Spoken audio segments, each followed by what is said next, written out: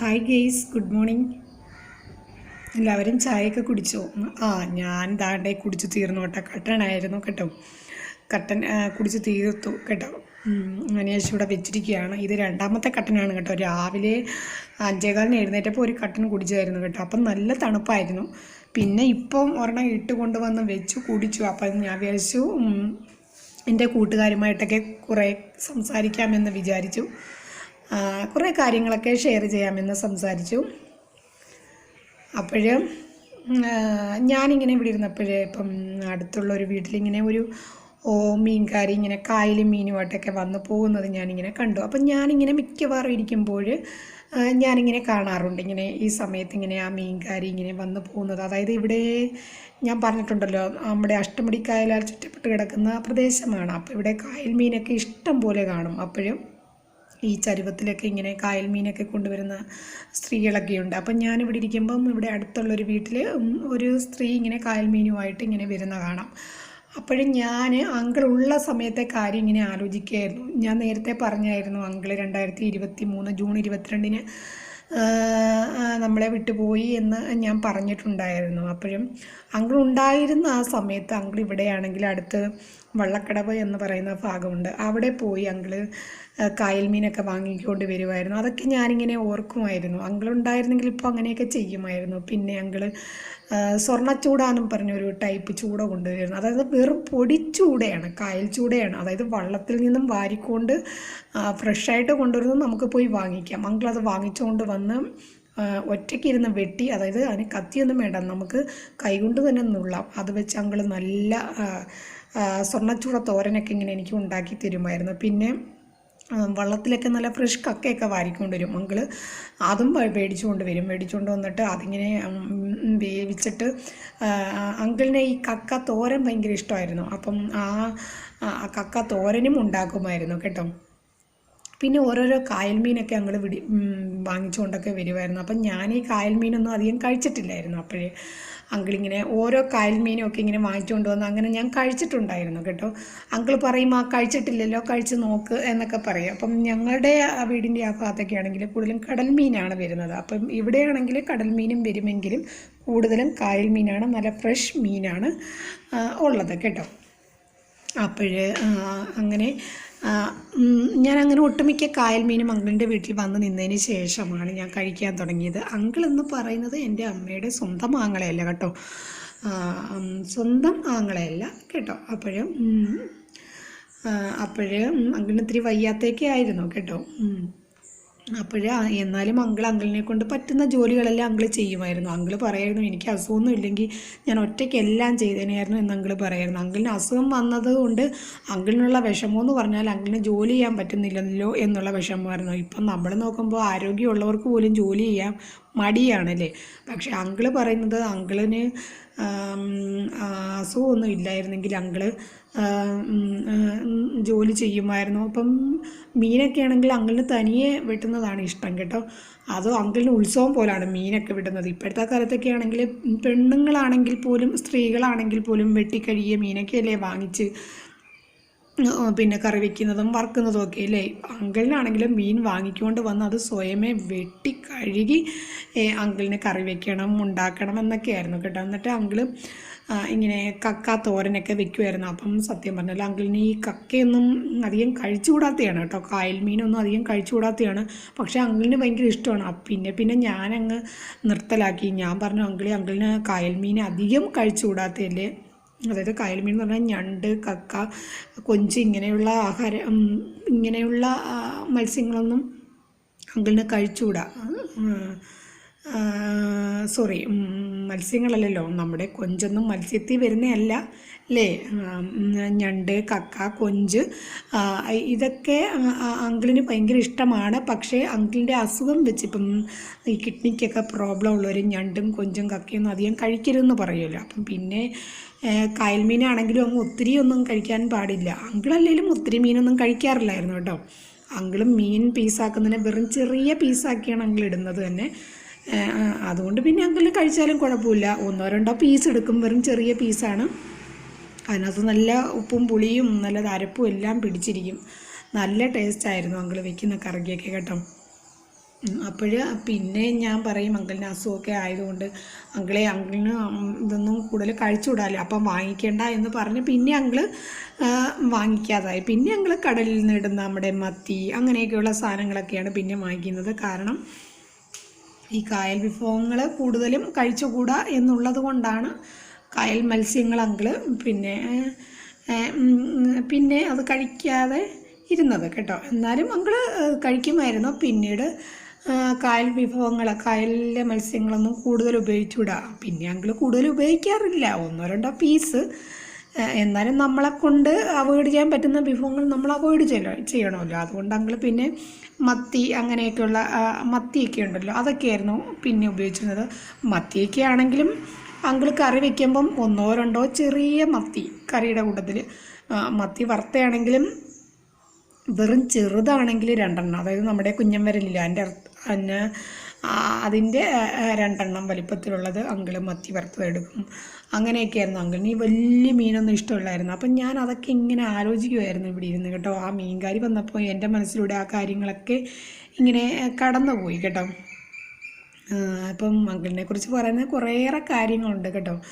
ഇപ്പം അങ്കിളിനെ പുറത്തുനിന്ന് ഒരു വ്യക്തിക്ക് കാണുമ്പോൾ അങ്കിള് ഭയങ്കര സ്ട്രിക്റ്റ് ആയിട്ടുള്ള ഒരു മനുഷ്യനാണ്, ഇച്ചിരി പരുക്കനായിട്ടുള്ള മനുഷ്യനാണ് എന്നൊക്കെ തോന്നും. പക്ഷേ അങ്കിള് എൻ്റെ അടുത്ത് അങ്കിളിൻ്റെ കാര്യങ്ങളെക്കുറിച്ചൊക്കെ കുറേയേറെ കാര്യങ്ങളൊക്കെ അങ്കിൾ എൻ്റെ അടുത്ത് പറഞ്ഞിട്ടുണ്ടായിരുന്നു കേട്ടോ. എൻ്റെ അടുത്ത് പറഞ്ഞിട്ടുണ്ടായിരുന്നു അങ്കിള് കേട്ടോ.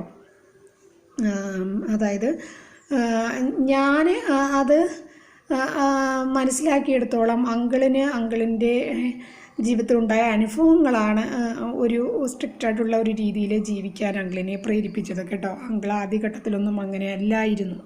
അങ്കിളിൻ്റെ കാര്യങ്ങളൊക്കെ ഞാൻ കേട്ടപ്പോൾ പക്ഷേ അങ്കിളിൻ്റെ ലൈഫിലുണ്ടായ ഓരോ കാര്യങ്ങളാണ് അങ്കിളിനെ ആ ഒരു സ്ട്രിക്റ്റായിട്ടുള്ള ഒരു മനുഷ്യനാക്കി മാറ്റിയതില്ലേ. അത് ഓരോ മനുഷ്യർക്കും ഓരോ രീതിയല്ലേ അല്ലേ. ഇപ്പം അങ്കിളിൻ്റെ ആ ഒരു രീതി എന്ന് പറഞ്ഞാൽ അങ്കിളിൻ്റെ ജീവിതത്തിൽ ഓരോരോ അനുഭവങ്ങൾ ഉണ്ടായതിന് ശേഷം പിന്നെ അങ്കിളിൻ്റേതായ ആ ഒരു രീതിയിൽ തന്നെ അങ്കിളിൻ്റേതായ ക്യാരക്ടറിൽ തന്നെ അങ്കിൾ മാറ്റം വരുത്തി. അങ്കിളിൻ്റേതായ രീതിയിൽ ജീവിച്ചു പോകുന്നു. അങ്കിളുണ്ടാകുന്ന ബുദ്ധിമുട്ടുകളെല്ലാം അങ്കിള് സ്വയം ഏറ്റുവാങ്ങിക്കൊണ്ട് അങ്കിൾ ആരോടും പരാതി പറയാനോ പരിഭവം പറയാനോ അങ്കിൾ പോയില്ല.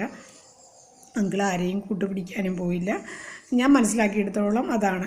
അങ്കിൾ എന്ത് ബുദ്ധിമുട്ടുണ്ടായാലും അത് സഹിച്ചു കേട്ടോ. ഞാൻ മനസ്സിലാക്കിയെടുത്തോളം അപ്പം അങ്കിളിന് ഒരു അസുഖമാണ് എന്ന് പറഞ്ഞ് അങ്കിൾ ആരെയും ആശ്രയിക്കാനോ അങ്കിളൊന്നിനും പോയിട്ടില്ലായിരുന്നു. അതായത് അങ്കിളിന് ഏതെങ്കിലുമൊക്കെ വ്യക്തികളിൽ നിന്നും ദുരനുഭവങ്ങൾ ഉണ്ടായിക്കൊണ്ടിരിക്കാം. പക്ഷേ അങ്കിളിന് ഏതെങ്കിലും സാഹചര്യത്തിൽ വിഷമങ്ങൾ അനുഭവിക്കേണ്ടി വന്നപ്പോൾ വീണ്ടും ആ വ്യക്തികളിലേക്ക് തിരിഞ്ഞു പോകാനായിട്ട് അങ്കിൾ ഒരിക്കലും ആഗ്രഹിച്ചിരുന്നില്ല. അതിന് ഭേദം ഒറ്റയ്ക്ക് തന്നെ സഹിച്ച് അങ്ങനെ തന്നെ അങ്കിൾ സഹിച്ച് പോകാനുള്ള ആ ഒരു ക്യാരക്ടറായിരുന്നു അങ്കിളിനുണ്ടായിരുന്നത്. ഇപ്പം ഞാൻ മനസ്സിലാക്കിയെടുത്തോളം അത് വളരെ കറക്റ്റാണെന്ന് എനിക്ക് തോന്നി കേട്ടോ. അപ്പോൾ എൻ്റെ കാര്യം പറഞ്ഞാൽ ഇപ്പം എനിക്ക് പഠിക്കുന്ന സമയത്തൊക്കെ ആണെങ്കിൽ തന്നെയും എനിക്ക് ഇപ്പം ഒരു കൂട്ടുകാരിയെ കാണത്തുള്ളായിരുന്നു. ആ കൂട്ടുകാരി എന്ന് പറഞ്ഞാൽ ഒരു തരത്തിലും എന്നെ വിഷമിപ്പിക്കാത്ത ഒരു കൂട്ടുകാരിയായിരിക്കും. ഞാൻ അങ്ങനെയുള്ളവരെ എൻ്റെ കൂട്ടുകാരിയായിട്ട് സെലക്ട് ചെയ്യത്തുള്ളൂ കേട്ടോ. അങ്ങനെയാണ്. ആ കൂട്ടുകാരി എന്ന് പറഞ്ഞാൽ എനിക്ക് ഒരു കാര്യം പോലും ആ കൂട്ടുകാരിയെക്കുറിച്ച് കുറ്റം പറയാൻ കാണുകയില്ല. ഇപ്പം ഞാൻ പറയാം. ഇപ്പം ഞാൻ പ്രീ ഡിഗ്രി മുതൽ ഞാൻ MA വരെ ഞാൻ ഒരു കോളേജിലാണ് പഠിച്ചത്. അപ്പം ആ പ്രീ ഡിഗ്രി മുതൽ ആ ഫസ്റ്റ് PDസിൽ ജോയിൻ ചെയ്ത സമയത്തുള്ള എൻ്റെ ഞാൻ കൂട്ടുകാരിയായിട്ട് സെലക്ട് ചെയ്ത ആ കൂട്ടുകാരി ഞങ്ങൾ MA കംപ്ലീറ്റ് ചെയ്യുന്നിടം വരെ, പ്രീ ഡിഗ്രി 2 വർഷം, ഡിഗ്രി 3 വർഷം, MA 2 വർഷം, ഇത്രയും അതായത് 7 വർഷം അവിടം വരെ ഉള്ളുവല്ലോ അവിടെ പഠിക്കാനായിട്ട്. ആ 7 വർഷം കംപ്ലീറ്റ് ചെയ്യുന്നിടം വരെ ഞങ്ങൾ നല്ല കൂട്ടായിരുന്നു. അത്രയ്ക്കും നല്ല കൂട്ടായിരുന്നു. ഞങ്ങൾ ഒരു തരത്തിലും പിണങ്ങിയിട്ടില്ല, ഒരു തരത്തിലും വഴക്കിട്ടിട്ടില്ല, ഒരു തരത്തിലും മിണ്ടാതിരുന്നിട്ടില്ല. അങ്ങനെയായിരുന്നു.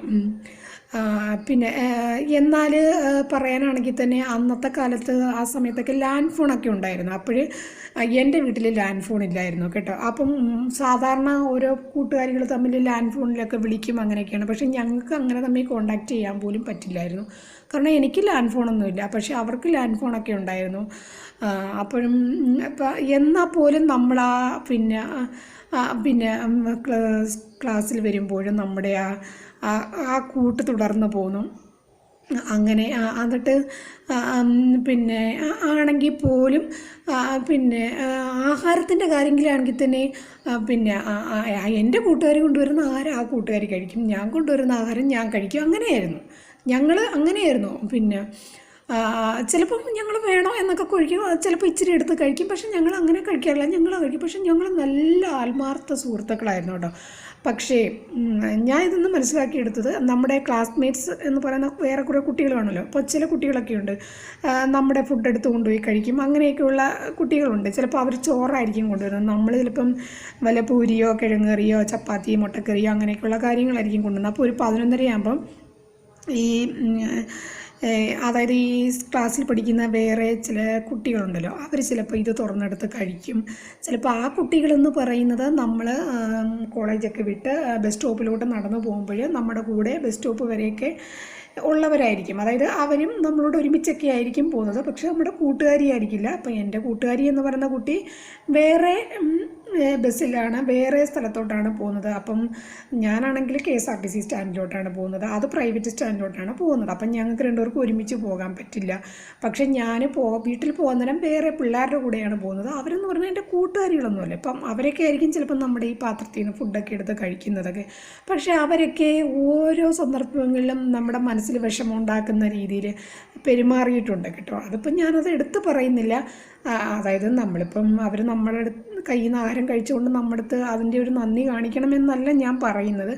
പക്ഷേ അവർക്ക് തോന്നുമ്പം നമ്മുടെ ഫുഡ് എടുത്ത് കഴിക്കുന്നു. പക്ഷേ എന്നിട്ട് അവർ ഓരോ രീതിയിലും മനസ്സിന് വിഷമമുണ്ടാക്കുന്ന രീതിയിലൊക്കെ കുട്ടികളൊക്കെ പ്രവർത്തിച്ചിട്ടുണ്ടായിരുന്നു, ഈ ചില കുട്ടികളൊക്കെ. പക്ഷേ എൻ്റെ ഈ കൂട്ടുകാരി എന്ന് പറയുന്ന കുട്ടി, ഞങ്ങൾ തമ്മിൽ ഫുഡ് പോലും ഷെയർ ചെയ്യില്ല. എന്ന് പറഞ്ഞാൽ ഫുഡ് പോലും ഷെയർ ചെയ്യില്ലെന്ന് പറഞ്ഞാൽ ഞങ്ങൾ കൊണ്ടുവരുന്ന ഭക്ഷണം ഞങ്ങൾ ആസ്വദിച്ച് അങ്ങ് കഴിക്കുമായിരുന്നു. പിന്നെ വേണോ എന്നൊക്കെ ചോദിക്കും, വേണമെങ്കിൽ ഇത്തിരി എടുത്ത് കഴിക്കും, അങ്ങനെ അത്രയേ ഉള്ളൂ. എന്നാലും ഞങ്ങളുടെ ഫുഡായിരുന്നു കഴിക്കുന്നത്.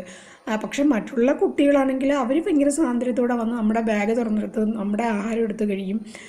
എന്നിട്ട് നമ്മൾ വൈകിട്ട് പോകുമ്പോൾ ഇവർ നമ്മുടെ കൂടെ ആയിരിക്കും, ബസ് സ്റ്റാൻഡ് വരെ കാണുമായിരിക്കും, ജംഗ്ഷൻ വരെ കാണുമായിരിക്കും, മറ്റുള്ള കുട്ടികളൊക്കെ. പക്ഷേ അവർക്ക് നമ്മളോട് ഒരു ആത്മാർത്ഥതയോ ഒരു സ്നേഹമോ എന്തെങ്കിലും ഒരു കാര്യത്തിൽ തിരിച്ചൊരു നന്ദിയോ പരിഗണനയോ ഉള്ളതായിട്ട് എനിക്ക് തോന്നിയിട്ടേ ഇല്ല. പക്ഷേ എൻ്റെ കൂട്ടുകാരി എന്ന് പറഞ്ഞ ആ കുട്ടി ഞാൻ പ്രീ ഡിഗ്രിക്ക് ജോയിൻ ചെയ്ത അന്ന് മുതൽ ഞാൻ MA കംപ്ലീറ്റ് ആക്കുന്നിടം വരെ ആ 7 വർഷം ഞങ്ങൾ ഒരു തരത്തിലും പിണങ്ങിയോ ഒന്നും ചെയ്തിട്ടില്ലായിരുന്നു. അത്രയ്ക്ക് നല്ലൊരു ഫ്രണ്ടായിരുന്നു ആ കുട്ടി. അങ്ങനെയായിരുന്നു കേട്ടോ. പക്ഷേ എനിക്ക് മറ്റുള്ള കുട്ടികളോട് എനിക്ക് ചെറിയ നീരസമൊക്കെ തോന്നിയിട്ടുണ്ട്. കാര്യം ചില പെരുമാറ്റങ്ങളൊക്കെ. പക്ഷേ അന്നേരമൊന്നും ഞാൻ ഒത്തിരി സംസാരിക്കുന്ന ഒരു പ്രകൃതമൊന്നും അല്ലായിരുന്നു. പക്ഷേ ഞാൻ പിന്നെ അവരെ അധികം മൈൻഡ് ചെയ്യാറില്ല, മിണ്ടാറില്ല, അവരെ അവോയ്ഡ് ചെയ്യും, ഞാൻ കൂടുതൽ അടുക്കാറില്ല. അങ്ങനെയൊക്കെ ഒരു പ്രകൃതമായിരുന്നു. ഇപ്പോഴും ഞാൻ അങ്ങനെയാണ് കേട്ടോ. അപ്പം എനിക്ക് മനസ്സിന് വിഷമമുണ്ടാക്കുന്നവരുമായിട്ട് ഞാൻ അധികം അങ്ങ് അടുപ്പം കാണിക്കാറില്ല. ചിലപ്പം മിണ്ടി എന്നിരിക്കും, പക്ഷേ മനസ്സിൽ ഞാൻ അവർക്കുള്ള സ്ഥാനം ഞാൻ മാറ്റിയിരിക്കും. അങ്ങനെയാണ്, മിണ്ടിയിരിക്കും, പക്ഷേ ഞാൻ അവരെ ഒരിക്കലും വിശ്വസിക്കില്ല, അങ്ങനെയാണ്. പക്ഷേ അങ്കിളും ആ രീതിയായിരുന്നു ഫോളോ ചെയ്തിരുന്നത് എന്നാണ് എനിക്ക് മനസ്സിലാക്കാൻ പറ്റിയിട്ടുള്ളത്. കാരണം അങ്കിളിൻ്റെ ആദ്യ കാലഘട്ടങ്ങളിലും ഒക്കെ അങ്കിളിന് ഒത്തിരി ദുരനുഭവങ്ങൾ ഓരോ വ്യക്തികളിൽ നിന്നും ഉണ്ടായിട്ടുണ്ട്. അപ്പം ആ ദുരനുഭവങ്ങളാണ് അങ്കിളിനെ ഒരു പ്രത്യേക ക്യാരക്ടറിനെ ഉടമയാക്കിയത്. അപ്പം എനിക്കുണ്ടായ ദുരനുഭവങ്ങൾ എന്നെ ഒരു പ്രത്യേക ക്യാരക്ടറിന് ഉടമയാക്കി. പിന്നെ എനിക്ക് ദുരനുഭവങ്ങൾ ഉണ്ടാക്കിയ ആ ക്യാരക്ടറുകളിലേക്ക് വീണ്ടും തിരികെ ചെല്ലാനായിട്ട് ഞാൻ ഒരിക്കലും ആഗ്രഹിക്കുന്നില്ല. അങ്കിളും അതേ ഒരു പോളിസി ആയിരുന്നു ഫോളോ ചെയ്തിരുന്നത് എന്ന് എനിക്ക് മനസ്സിലായിട്ടുണ്ട് കേട്ടോ. അതിപ്പം ഓരോരുത്തർക്കും ഓരോ ക്യാരക്ടറുടെ അല്ലേ. ഇപ്പം ലോകത്തുള്ള എല്ലാ മനുഷ്യരും ഓരോ ക്യാരക്ടറാണോ അല്ലേ. ചിലവർ എന്ന് പറഞ്ഞാൽ വീണ്ടും മിണ്ടാൻ വന്നിട്ട് വീണ്ടും ചതിയായിട്ട് നടക്കുന്നവരുണ്ടല്ലോ, അങ്ങനെയുണ്ടല്ലോ. ചിരിച്ചുകൊണ്ട് ചതിക്കുന്ന ആൾക്കാരില്ലേ, സംസാരിച്ചുകൊണ്ട് ചതിക്കുന്ന ആൾക്കാരില്ലേ ഇല്ലേ. അങ്ങനെയൊക്കെയാണല്ലോ ഇപ്പോഴത്തെ കാലത്ത്. ഇപ്പോഴത്തെ കാലത്തെന്ന് പറഞ്ഞാൽ അങ്ങനെയാണ്. ചിരിച്ചുകൊണ്ട് ചതിക്കുന്ന ആൾക്കാർ, നമ്മുടെ കൂടെ ഇരുന്നു കൊണ്ട് നമ്മളെ ചതിക്കുന്ന ആൾക്കാർ, അങ്ങനെയൊക്കെയാണ് ഇപ്പോൾ നടന്നുകൊണ്ടിരിക്കുന്നത് എന്ന് പറയാൻ. അപ്പോഴേ ഞാനിങ്ങനെ അങ്കിളിനെക്കുറിച്ച് ആലോചിക്കുകയായിരുന്നു. അപ്പം അങ്കിളിനെ അങ്ങനെ ഒരു ക്യാരക്ടറിന് ഉടമയാക്കിയത് അങ്കിളിൻ്റെ ജീവിതത്തിലുണ്ടായ അനുഭവങ്ങളാണ്. അങ്കിൾ ഒരിക്കലും അങ്കിളിൻ്റെ ജീവിതത്തിലെ വിഷമങ്ങൾ ഉണ്ടാക്കിയ ആ ഒരു ആ സാഹചര്യങ്ങളിലേക്ക് വീണ്ടും തിരികെ പോകാനായിട്ട് അങ്കിൾ ഒരിക്കലും ആഗ്രഹിച്ചിരുന്നില്ല. അങ്കിൾ അങ്ങനെ ഒരു വ്യക്തി ആയിരുന്നില്ല. ഞാനും അങ്ങനെ ഒരു വ്യക്തിയാണ് കേട്ടോ. എനിക്ക് ദുരനുഭവം ഉണ്ടായ ഒരു വ്യക്തികളിലേക്ക് ഞാൻ വീണ്ടും തിരിച്ചു പോകാനായിട്ട് ഞാൻ ആഗ്രഹിക്കത്തില്ല. ചിലപ്പോൾ ഞാൻ മിണ്ടി എന്നിരിക്കും, ചിരിച്ചെന്നിരിക്കും, സംസാരിച്ചെന്നിരിക്കും. പക്ഷേ എന്നാലും അവരുടെ രീതികളൊക്കെ എനിക്കറിയാം, അവരെന്നോട് പെരുമാറിയതൊക്കെ എനിക്കറിയാം. പക്ഷേ നേരത്തെ ഉണ്ടായിരുന്ന ആ ഒരു സ്ഥാനം എൻ്റെ മനസ്സിൽ നിന്നും നഷ്ടപ്പെട്ടു, അല്ലേ? അങ്ങനെയാണ് ചിലരുടെ ക്യാരക്ടർ അങ്ങനെയാണ്. എൻ്റെ ഒരു ക്യാരക്ടർ അങ്ങനെയാണ് കേട്ടോ. അപ്പോഴും ഞാൻ ഈ സമയത്ത് അങ്കിളിനെ കുറിച്ച് ഇങ്ങനെ സംസാരിക്കുകയാണ്. ഇനി ഞാൻ സമയം കിട്ടുമ്പോഴേക്കും ഇങ്ങനെ അങ്കിളിൻ്റെ ഓരോ കാര്യങ്ങളെക്കുറിച്ചൊക്കെ ഞാൻ നിങ്ങളോട് സംസാരിക്കാം കേട്ടോ. എനിക്ക് എത്ര പറഞ്ഞാലും തീരാത്ത കാര്യങ്ങളൊക്കെ ഉണ്ട് കേട്ടോ അങ്കിളിനെ കുറിച്ച്. അത് ഞാൻ നിങ്ങളോട് ഷെയർ ചെയ്യാം. Okay, thank you. എല്ലാവർക്കും ശുഭദിനം നേരുന്നു.